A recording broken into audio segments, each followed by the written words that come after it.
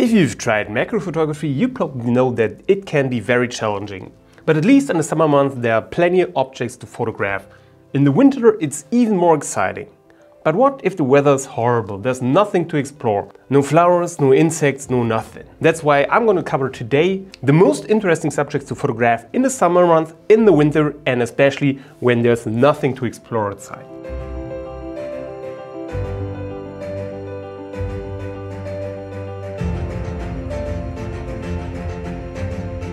Every time I went out in the summer month, I really discovered something completely new. If there are no bees around, why not just hang a bee hotel on your balcony?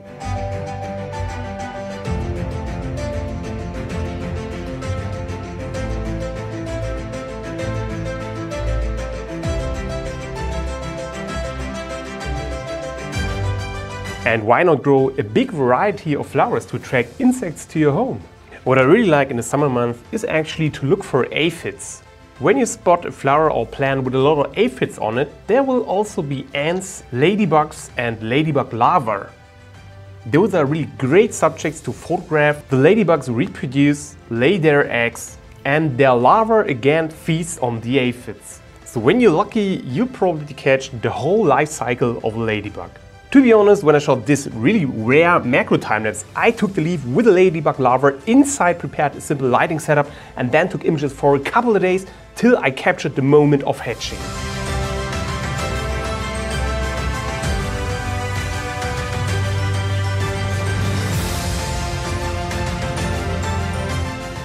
Do you think this ladybug still remembers its life as a larva?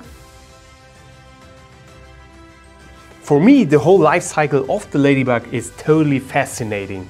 Before we're going to focus on the photography topics you have to try in the winter month, here are a few more macro photography examples. For some of the topics I've already created some videos with tutorials which you probably should give a try in the next summer, which I have linked for you in the video description.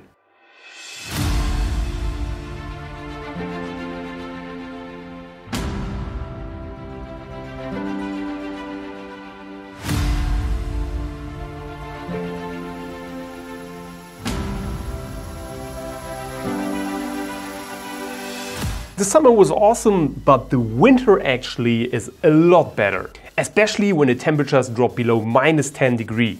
Because then my favorite topic in photography becomes possible, and that is frozen soap bubble photography and extreme macro videography. The setup is actually pretty simple. You just need to mix dishwashing liquid with glycerin and watch how the bubble freezes. Depending on the temperature, the amount of glycerin will affect the freezing process, so every time you change something or it gets a little colder or warmer, the frozen soap bubble will look completely different. But this kind of photography is actually kind of dangerous because it's highly addictive. When you start shooting frozen soap bubbles, you will wake up every night at 3 because you don't want to miss the coldest hours of the night. Or if you live somewhere in Iceland, it doesn't matter. I'm not kidding, there is no way back. You'll not stop until you get plenty of perfect images of those microscopic dendrites growing on the frozen soap bubble. So what else to photograph? Actually, you just have to pray for really cold weather and high humidity. When then the sun is coming out, whole nature becomes a huge playground for sparkling photography.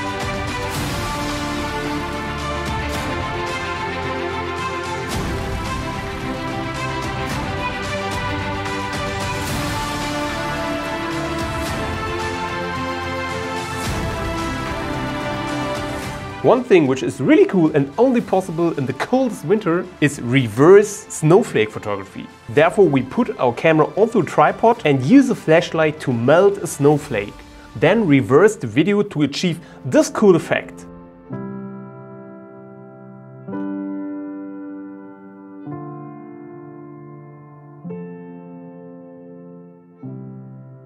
But at the moment the temperatures are about 5 degrees, it is December, it is dark, there are no insects, there are no plants, no flower, no nothing. So what to photograph at bad conditions? I went out into my garden to look for something which hopefully looks a little bit more interesting in the macro perspective.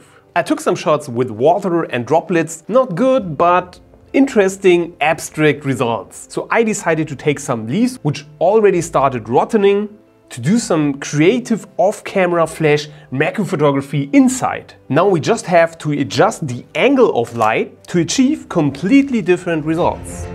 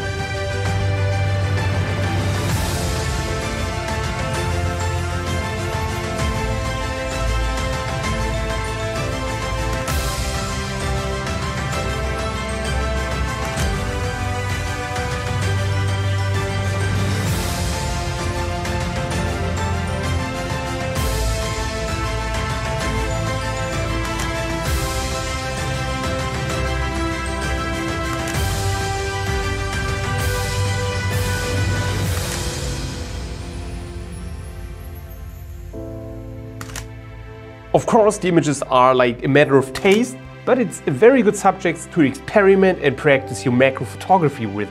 Here are a few more examples, especially when the weather is horrible and you're looking for something new to try in macro photography inside. Let me know in the comments what topic in macro photography is your personal favorite. Thanks for watching, have a good day, and hopefully see you on the next.